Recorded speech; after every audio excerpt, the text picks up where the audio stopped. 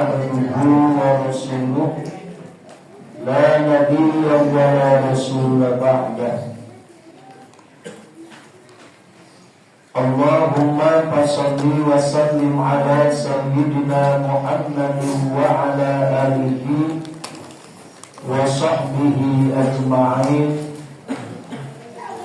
قال رب اشرح لي صدري ويسر لي أمري واحلل عقدة من لساني يفقه قولي. يا فتاه يا عليم يا فتاه يا عليم يا فتاه يا عليم افتح لنا فتوح العارفين.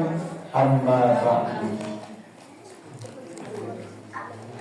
قال الله تعالى في القرآن الكريم وهو أصدق القائلين أعوذ بالله من الشيطان الرجيم بسم الله الرحمن الرحيم ضربت عليهم الذلة أينما ثقفوا إلا بحبل من الله وحبل من الناس. وقال أيضا واتقوا الله الذي تساءلون به والأرحام. صدق الله العظيم وصدق الله رسوله النبي الحبيب الكريم ونحن على ذلك من الشاهدين والشاكرين ثم الحمد لله رب العالمين. وقال النبي صلى الله عليه وسلم من كان يؤمن بالله واليوم الآخر فليصل رحمه. وقال أيضا تصفحوا يذهب الظل عن قلوبكم. وقال أيضا لا يدخل الجنة قاطع الرحم. Yang saya hormati dan Allah muliakan pengatur waktu, penata acara. Yang saya hormati jajaran pengurus Yayasan Al-Jannah. Yang saya hormati Ketua DKM Masjid Al-Jannah beserta jajarannya, pengurus lingkungan RT 16 dan juga 17, jajaran pengurus Majelis Taklim, dan tak lupa guru-guru kami, para asatir wal asatidah, hadirin wal hadirat, Bapak Ibu warga Panorama yang dirahmati Allah. Pertama-tama marilah kita panjatkan puja kehadiran Allah Subhanahu wa Ta'ala. Puji kehadiran ilahi Rabbi dan syukur kita haturkan kepada Zat Allah yang Maha Ghafur, yang senantiasa di hari ini Allah Subhanahu wa Ta'ala telah begitu banyak memberikan nikmat kepada kita, khususnya nikmat iman dan nikmat Islam, sehingga dengan wasilah nikmat tersebut kita bisa berkumpul bermuajahah dalam acara halal bihalal. Mudah-mudahan berkumpulnya kita di sini mendapatkan rahmat, maghfirah dan barokah dari Allah Subhanahu wa Ta'ala. Amin. Salawat beserta salam tak lupa kami haturkan kepada junjungan alam, yakni Sayyidil Awwalin wal Akhirin, Syamsul Hadaratil Muhammadiyah wa Nurul Hidayati Rabbaniyah, Habibana wa Nabiyyana Muhammad sallallahu alaihi wasallam.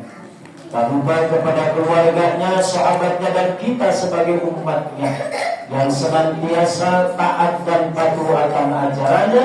Semoga kelak di hari kiamat kita semua mendapatkan syafaat darinya. Amin. Allahumma amin. Bapak Ibu hadirin wal hadirat yang dirahmati Allah, masih di bulan Syawal, tidak ada kata terlambat. Dengan ucapan taqabbalallahu minna wa minkum siyamana wa siyamakum, kullu amin wa antum bi khairin. Allahumma ij'alna wa iyyakum minal 'aidin wal faizin. Wilujeng boboran siang, selamat Idul Fitri 1446 Hijriah. Atas nama pribadi dan juga keluarga, mohon maaf lahir batin dari segala akwal dan af'al. Mudah-mudahan sadayana biasa ngabikakeun lautan hapunten kanggo primados khususnya. Bapak Ibu yang saya hormati dan Allah muliakan, sebelum kepada inti halal bihalal, di awal muqaddimah saya membacakan firman Allah dalam surat Ali Imran ayat 112. Ayat berapa sih coba? Oke. Berarti berusaha hafal surat ini. Silakan. Oh iya, mohon maaf lahir dan batin.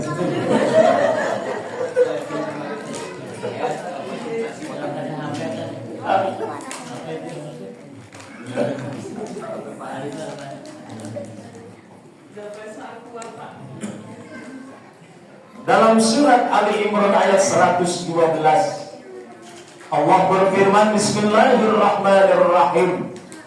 Duribat alaihimud dhillatu aynama thuqifu illa bihablin minallahi wa hablin minan nas. Yang artinya wallahu a'lam bimuradih. Mereka diliputi oleh kehinaan di mana saja mereka berada. Tentu kalimat mereka itu ke kita, Pak. Kita manusia. Kenapa kita di mana saja disebutkan bahwasanya ada dalam kehinaan? Sejujurnya, Bapak Ibu, ketika Allah mengatakan bahwasanya manusia dimanapun itu hina, sejujurnya kita mengakui karena memang manusia Allah ciptakan dari sesuatu yang hina, seperti dalam surat Al-Mu'minun, Bismillahirrahmanirrahim. Wa laqad khalaqnal insana min sulalatin min tin. Allah ciptakan kita dari saripati tanah. Tanah, Bapak Ibu, disebut sesuatu yang hina. Selalu tiap hari kita injak-injak itu yang namanya tanah. Sesuatu yang diinjak ada sesuatu yang hina. Termasuk Bapak Ibu, saya sering sampaikan, dari sinilah kenapa yang namanya tabiat karakter manusia berbeda-beda. Karena memang manusia itu Allah ciptakan dari tanah, Pak. Kita tahu Bapak Ibu, yang namanya tanah bermacam-macam karakter, sifat dan lain sebagainya. Maka dari sinilah kenapa manusia berbeda-beda sifat, berbeda-beda tabiat, berbeda-beda karakter. Bisa jadi bagaimana dia dulu ketika Allah ciptakan, Pak Bu. Maka kan ada istilahnya, anekdot itu tuh. Kalau ada manusia mempunyai sifat karakternya itu marah terus, marah dan marah saja, bisa jadi dulu dia Allah ciptakan dari tanah sengketa. Kalau dalam hidupnya manusia tersebut ngariwurkeun bae batur, bisa jadi ciptakan dari tanah longsor. Dia punya karakter sombong, adigung, gede hulu, bisa jadi Allah ciptakan dari tanah tinggi. Lalu naya zaman jingsi dan batur, bisa jadi ciptakan tina tanah kuburan. Lalu naya zaman serana balanja jeung shopping bae, bisa jadi Allah ciptakan dulu dari tanah abang. Mudah-mudahan kita menjadi orang yang ahlul ibadah, yang Allah ciptakan dari tanah suci. Summa ja'alnahu nutfah. Kemudian Allah ciptakan, jadikan manusia itu nutfah. Apa nutfah? Mohon maaf, nutfah itu air yang hina. Maaf, air mani, Pak Bu, disebut dengan air yang hina. Sudahlah tanah itu adalah hina, kita pun Allah ciptakan dari nutfah air yang hina. Maka peribahasanya, orang kudu imut karena purwadaksi. Orang yang merasa hina di hadapan Allah, orang yang merasa hina di hadapan manusia itu bagus agar timbul sifat tawadu, handap asor, DP. Karena apa Bapak Ibu? Mohon maaf, Pak Bu, ada istilah seperti ini. Lebih berharga bibit ayam daripada bibit manusia. Saya ulangi, lebih berharga bibit ayam daripada bibit manusia. Coba ibu-ibu, mawa bibit ayam ke pasar, payu Pak. Sabar rasa kiron dong. Sabar Bu? Dua genap. Padahal itu tuh. Bukan dong. Boga dua. Kata masih diceplok. Artinya bahwasanya Bapak Ibu, kemarin bahwasanya manusia itu adalah sesuatu yang hina, Pak. Tentu kita tidak mau disebut orang yang hina. Bagaimana caranya? Ketika kita tidak mau disebut orang yang hina, maka ayat selanjutnya illa bihablim minallahi wa hablim minan nas. Perbaikilah dua hubungan ini. Yang pertama hablum minallah, vertikal dengan Allah. Yang kedua hablum minan nas, horizontal sesama manusia. Yang pertama Bapak Ibu, agar kita mendapatkan kemuliaan Pak Bu, perbaikilah hubungan yang pertama dengan Allah. Bagaimana kita memperbaiki hubungan? Menjalankan kewajiban perintah dari Allah Subhanahu wa Ta'ala, melaksanakan ibadah makbul. Maka ketika kita melaksanakan kewajiban tersebut, kita perbaiki Pak, kita baik terhadap Allah Subhanahu wa Ta'ala. Termasuk di bulan Ramadan kemarin, itu luar biasa Pak. Kita merindukan suasana Ramadan. Makanya pantas salafus saleh itu menangis sejadi-jadinya ketika di akhir Ramadan, ketika malam takbiran Pak. Kenapa Bu salafus saleh menangis? Satu, takut ibadahnya tidak diterima. Dua, takut tidak bertemu dengan Ramadan. Makanya malam takbir orang bersuka cita. Salafus saleh justru menangis sejadi-jadinya. Nangis Bu ketika malam takbir. Alhamdulillah di kita pun banyak ketika malam lebaran yang nangis. Naon saona can beli baju di lagi.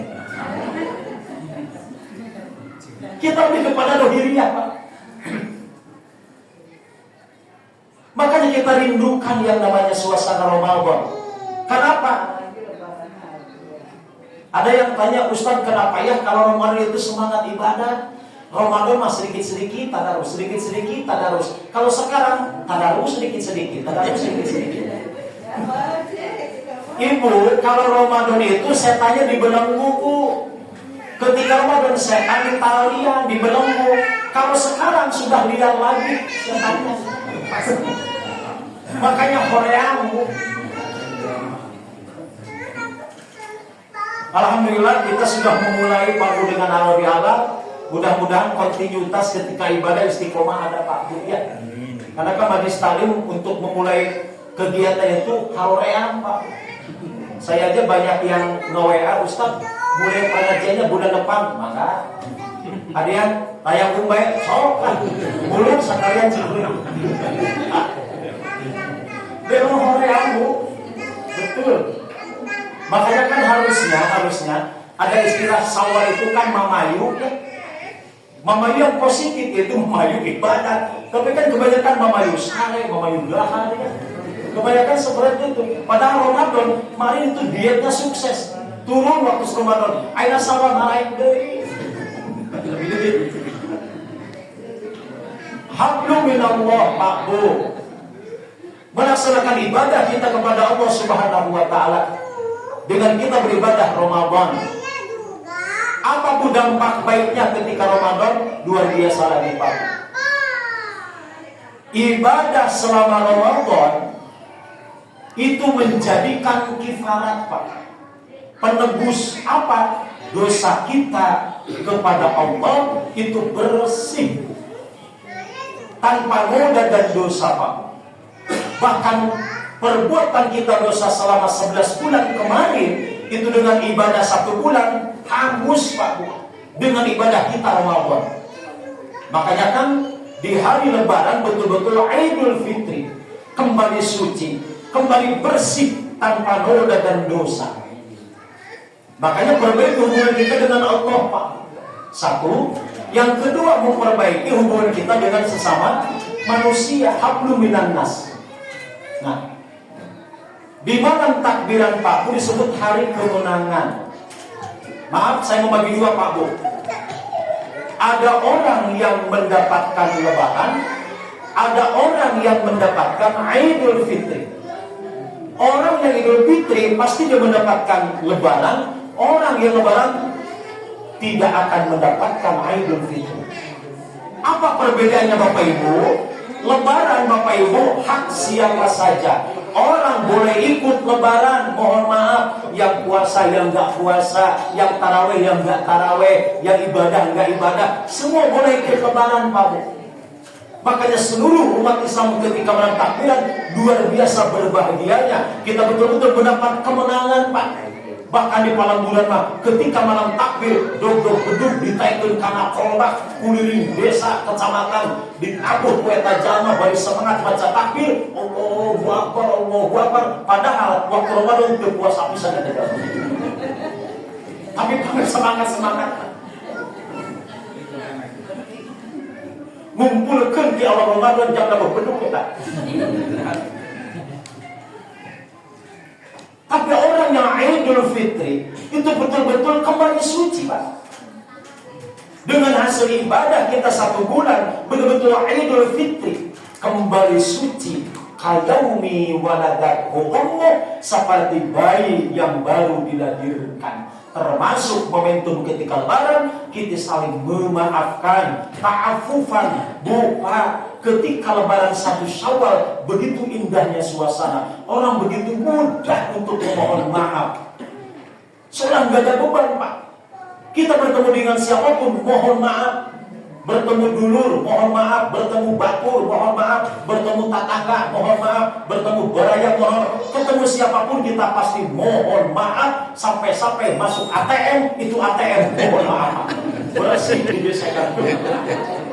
Itu asli.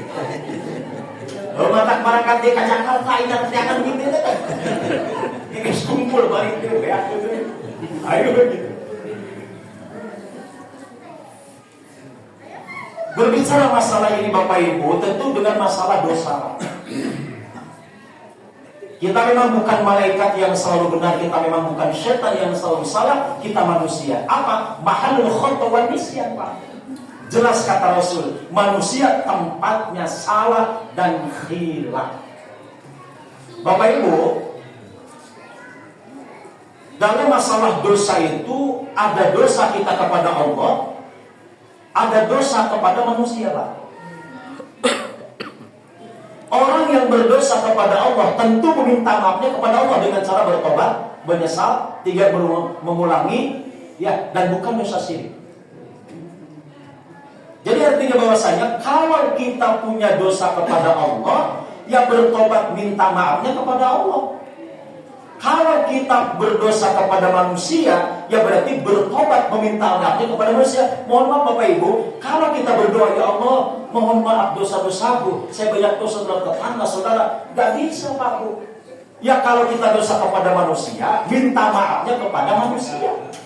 Dan di antara terberat dan terbesar dosa itu adalah justru antara kita sama manusia, aku adami Pak Bu. Kita berbuat dosa kepada Allah, mohon maaf. Zina, mabuk, walaupun termasuk dulu bil kabair, asal bukan dosa syirik, Allah akan maafkan dosa-dosa dengan catatan kita bertobat. Yang tadi menyesali, tidak mengulangi. Tapi dosa terhadap manusia ini yang terberat Bapak Ibu. Makanya kenapa Bapak Ibu, ketika Lebaran itu ada simbol makanan. Makanan khas ketika Lebaran dan dipastikan setiap rumah pasti ada. Apa Ibu-Ibu? Kupat. Kenapa setiap Lebaran simbolnya kupat Bapak Ibu? So, kita ngirim WA selamat Idul Fitri, gambarnya kupat. Selamat Idul Fitri, BKM, perkantoran, semua Bu, rata-rata di baliho Idul Fitri gambarnya kupat. Di mall-mall gambarnya kupat. Kenapa sih? Ketika Idul Fitri simbolnya kupat, memang matching Pak, ngepas. Idul Fitri gambarnya kupat. Coba ibu-ibu nanti Idul Fitri Idul Adha ganti gambar aku lontong. Itu pantes ieu. Ngomong kuburas mah ini. Gatu matching. Kenapa sih selamat Idul Fitri gambarnya kupat ibu-ibu? Lihat, kupat itu anyaman. Ibu-ibu bisa bikin kupat nggak? Ada harga? Oh, jauh kantong. Ibu, kupat itu anyaman Pak. Lihat, Papa liutnya kupat itu simbol apa? Dosa kesalahan antara kita, dosa mata, dosa mulut, dosa seluruh badan Pak. Makanya kupat itu yang mengenalkan tentang simbol kupat ketika lebaran adalah Sunan Kalijaga. Apa kupat itu? Mendung filosofis Pak. Apa maknanya? Kupat, laku, papat, tingkah laku yang 4. Apa yang 4 ibu-ibu? Lebaran, leburan, luberan, laburan. Coba ibu-ibu, apa yang 4? Lebaran, jaburan.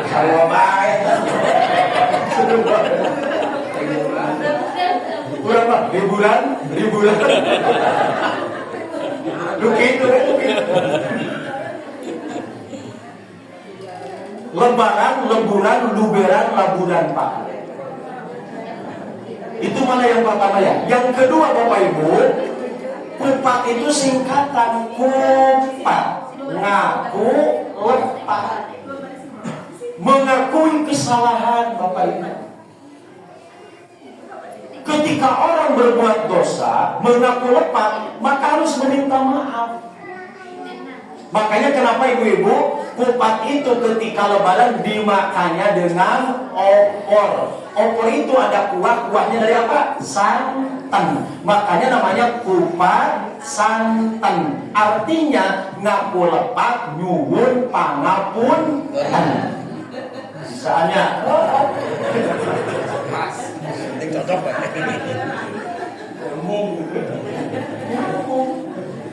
Ngomong naik kupat tadi dia.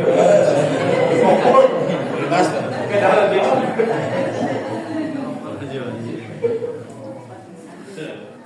Ketika kita punya salah Bapak Ibu, maka harus meminta maaf. Karena Bapak Ibu, walaupun kita baik hubungan dengan Allah, ibadah kita the best kepada Allah, tapi kalau tidak baik terhadap manusia, mohon maaf Pak. Kita tidak mau disebut muflis, kata Rasulullah. Apa sih yang namanya muflis? Dalam satu hadis, Rasul berkumpul dengan para sahabat. Sahabat bertanya kepada para sahabat, Rasul bertanya kepada sahabat, apa dulu namanya muflis? Apa kalian tahu apa yang namanya muflis? Muflis itu artinya bangkrut ibu-ibu. Para sahabat menjawab, mendefinisikan tentang muflis, kata sahabat, al-muflisu fina badadil halalah wala mata. Muflis itu orang yang tidak punya dinar dirham, orang yang tidak punya harta benda. Kebanyakan seluruh sahabat mentakrifi muflis itu orang yang miskin, tidak punya harta benda. Kata Rasul, bukan.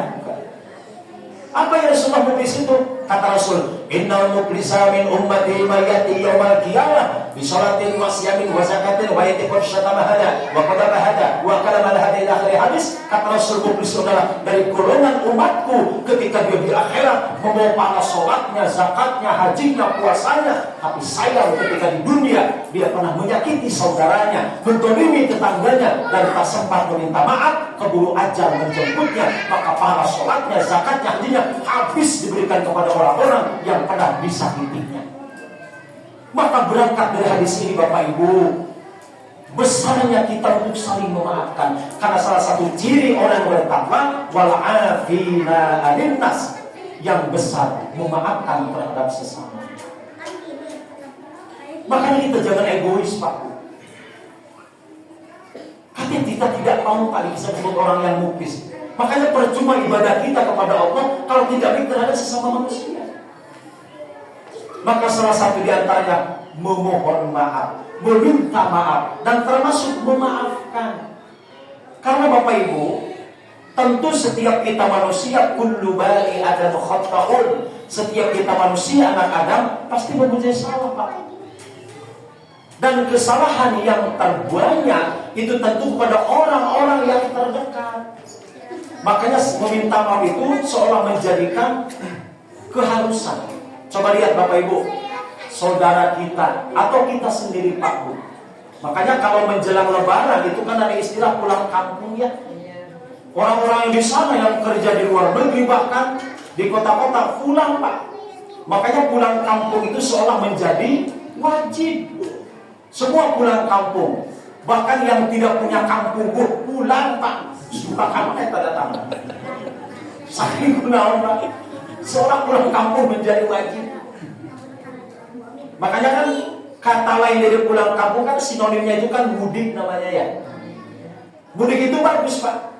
Bisa disebut dengan bersilaturahim. Makanya kan mudik. Singkatan MUDIK. Apa? Menjalin ukhuwah dalam ikatan keluarga. Makanya bagus, Pak. Maka di istilah orang tua dulu ulah sampai paremen obor. Bersilaturahim terhadap keluarga. Karena ancaman menurut Rasul, la yadkhulul jannah qati'ur rahmi, tidak akan masuk surga orang yang memutuskan tali silaturahmi. Makanya Lebaran Bapak Ibu tradisi yang sangat bagus, Pak. Tidak hanya kita meminta maaf, Pak. Ke Lebaran mah kita teh door to door ya ke tiap rumah. Bahkan orang-orang ketika itu Lebaran mah balarangeur, Pak. Ibu mampir, ada kupat, ada kue. Tiap kita lewat, semua orang, Pak, pasti nyuruh mampir. Pokoknya mah ada kepala lagu, ya Lebaran mah. Tapi nggak bisa kue. So, tadi ayo nawaran udah tadi kan dia.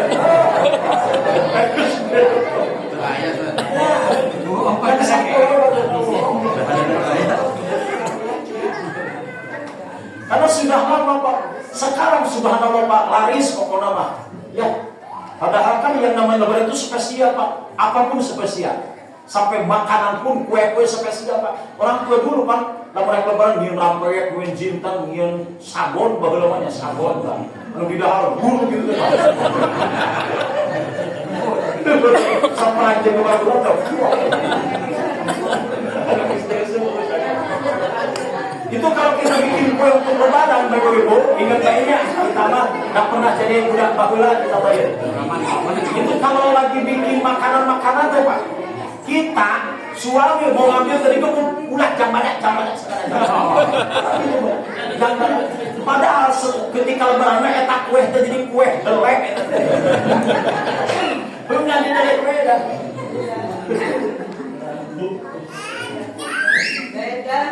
Ya. Tapi alhamdulillah sekarang mah sudah bersih kan? Kue sudah bersih. Apa sih bersih kue?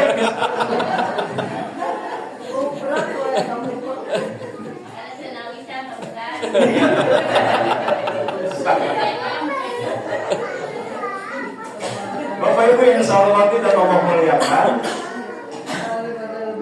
makanya momentum Lebaran kita sangat merindukannya, Pak.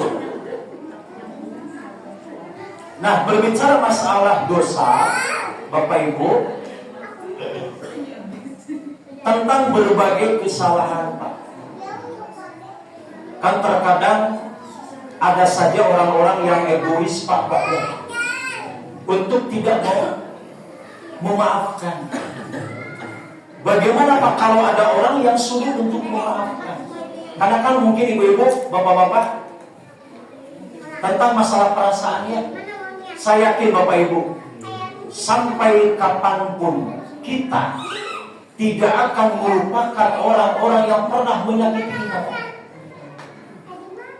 Makanya pernah ada orang curhat, Ustaz, saya itu bukan gak mau memaafkan, saking kadang sakitnya saya, sampai saya gak mau memaafkannya.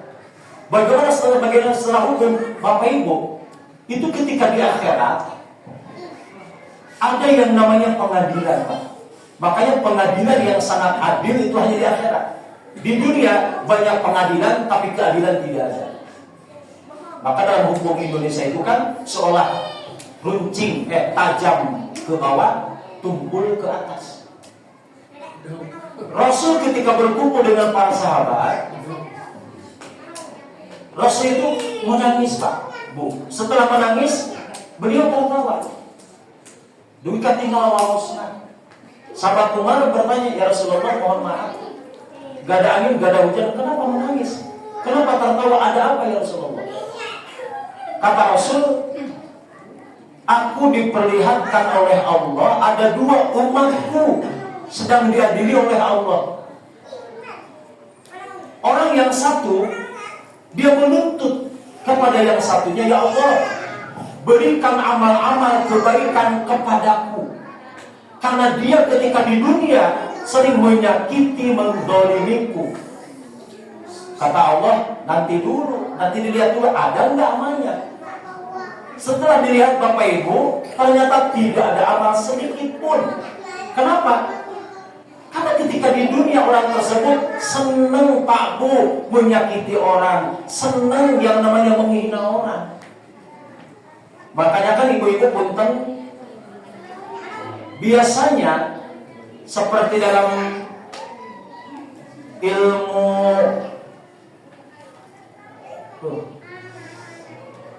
tauhid kalau tidak salah, manusia itu dalam hatinya berbagai sifat makhluk itu ada. Ilmu tasawuf, ilmu tasawuf. Salah satu di antaranya ada sifat syubuhiyah Pak. Syubuhiyah itu satu galak lah sebulan lalu. Jadi enaknya menghina. Biasanya yang namanya menghina itu karena status sosial Pak. Atasan terhadap bawahan, bos terhadap karyawan, ya, yang kaya terhadap yang miskin. Biasanya status sosial itu ketika orang menghina Pak. Mohon maaf, saya sering menyampaikan tentang ceramah di instansi pemerintahan. Harusnya Bapak Ibu, ya, tidak ada perbedaan antara atasan dan bawahan. Saya katakan, atasan tidak ada nilai, atasan tidak ada harganya kalau tidak ada bawahan. Atasan tidak ada nilai dan harga kalau tidak ada bawahan. Kalau nggak percaya, coba ibu-ibu keluar memakai atasan tanpa bawahan. Apa yang terjadi?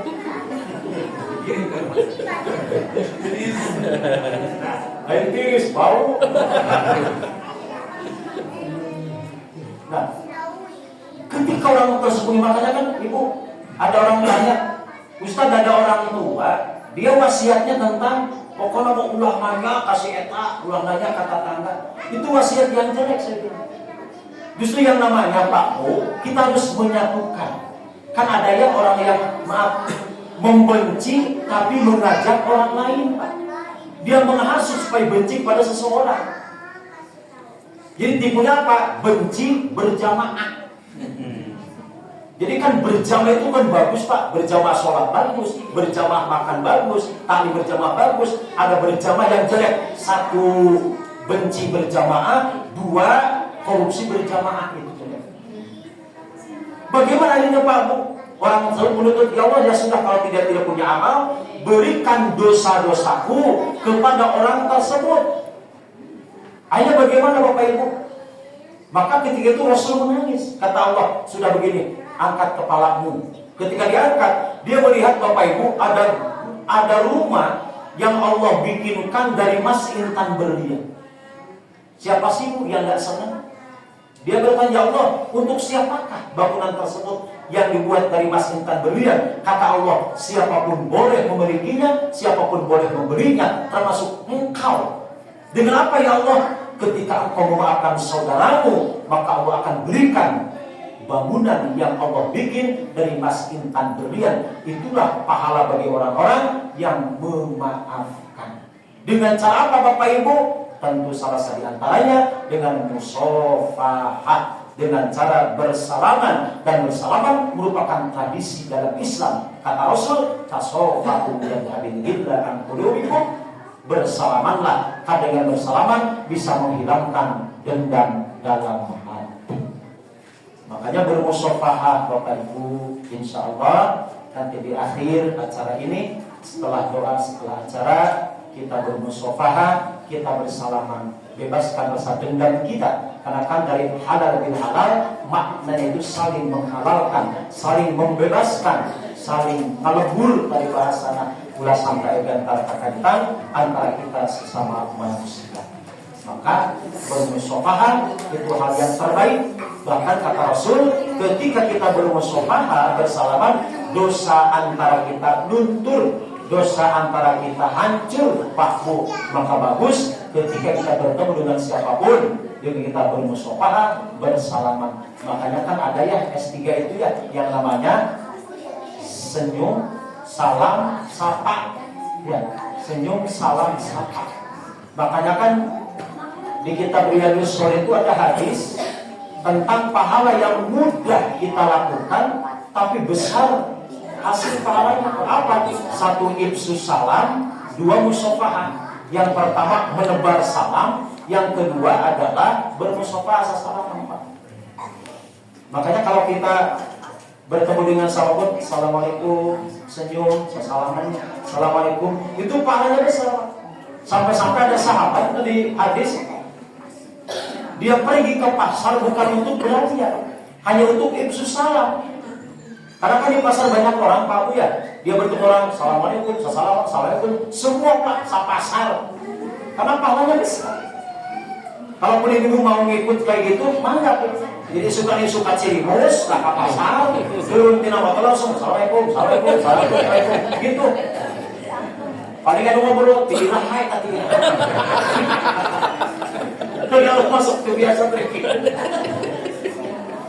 gue tapi halus ya. Hesek rajemnya tapi hesek. Udah gini aja, contoh kecil aja Pak Bu. Kalau tidak salah, mohon maaf para asatid, Rasul bersalaman dengan istri itu kan 7 kali ya. 5 kali setelah sholat, yang 2 ketika berangkat dan pulang. Sehari 7 kali. Coba saya tanya ibu, Bu, kita salaman dengan suami setahun berapa kali? Bu Haji jeung Abah Haji sabaraha kali salaman saritan?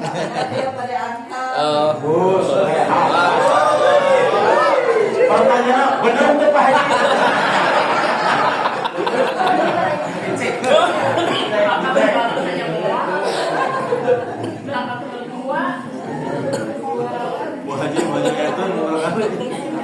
Wajah tuh, bohong kamu itu.